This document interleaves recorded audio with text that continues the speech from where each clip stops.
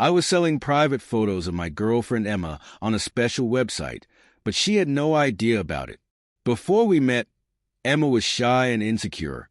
But every day, I started giving her what every woman wants: compliments. Your skin is so smooth, and your eyes are incredible. You are the most beautiful woman in the world. Emma trusted me completely. She even stopped being camera shy. I lied to her and told her that some people had a soft spot for me, and that I wanted to see her even when she was working. The truth was, I was showing her photos to thousands of men across the globe. My business was growing fast, and I felt like a genius for making money out of nothing. Why not? The world had changed, and only fools worked physically. I was finally living the life I had always dreamed of, spending my days drinking my favorite premium whiskey and playing video games, while regularly taking photos of Emma. Miss you so much. Take a picture of yourself right now. She could never say no to me. However, one day, my business hit a setback. Emma constantly undressed in the office bathroom. Then, Patrick got sick for 2 weeks. She stayed in bed with a fever and couldn't take any seductive photos since she looked awful. She lost quite a few followers as they grew tired of waiting for new pictures. I helped her recover as quickly as possible. You're so caring. I adore you. I cared for her because I loved her, but honestly, I couldn't care less about her well-being. I was just waiting for her photos to bring in easy money again. Eventually, Emma made a full recovery, but wasn't in any rush to leave her pajamas. You're going to be late for work. I felt so cozy with you these days that I asked my boss if I could work from home, and he agreed. She was happy because she didn't have to take photos for me all the time, and she could stay near me. But that was a disaster. She'd lose all her followers if I didn't post new photos. Shocked, I couldn't think of anything better than making up problems with my mom. She broke her leg. I have to stay with her for a few weeks. Emma immediately offered to come with me because she had been wanting to meet my mom for a while.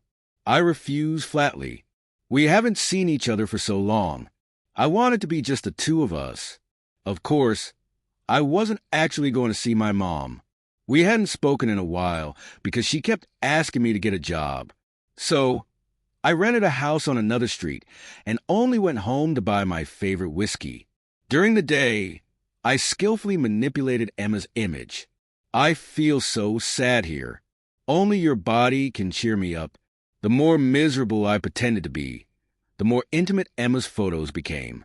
Any of them could have ruined her career and personal life, but I didn't care.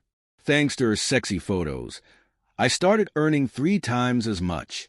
I felt like the king of the world. For the first time in my life, I even bowed to Emma when I came home. I won't stay long. I have to go back to my mom tomorrow. She'll be in a cast for another 2 weeks. Emma sighed and started making breakfast. I went to check the balance on my account. I froze in shock.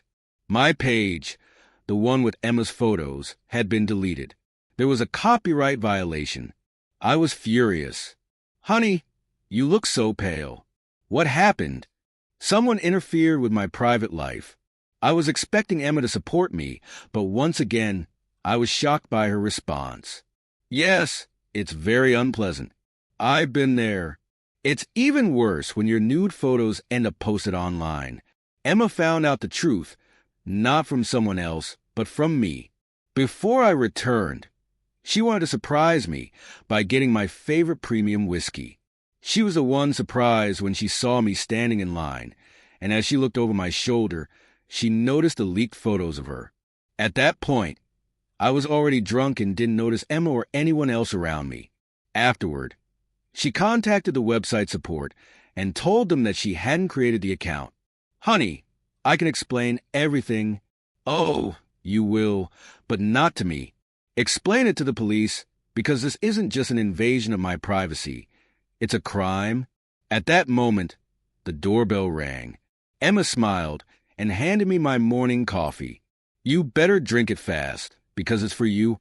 I was arrested for using someone else's personal details. The court ordered me to pay a hefty fine and sentenced me to 300 hours of community service. I had to give away everything I earned in work at a landfill every day. Now I understand that I was a fool. Sure, you can make money out of thin air, but if you break the law doing it, punishment will come sooner or later. There's no such thing as a free lunch.